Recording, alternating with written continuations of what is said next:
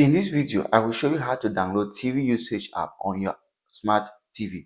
If you find this video helpful, subscribe to YouTube channel for more important videos like this.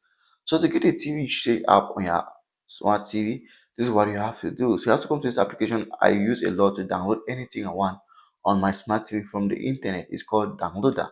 If you don't have the application on your smart TV, check the description of this video. There is a link there that's going to help you to get the application on your smart TV. So once you come to the application, you're going to launch it and then you search for the app TVUsage.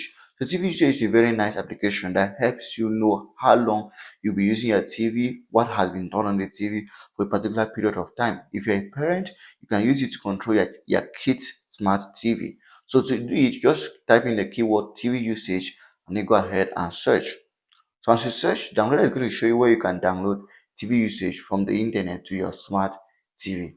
And as you can see right now, once we've searched, we see options. There are going to be several options, but I'll show you which one is the best. So you just have to scroll through them, and then if you can see here, this option here is the best option to use to get. So you just have to come over here and click on download, and then show you show you how you can download the application to your smart TV.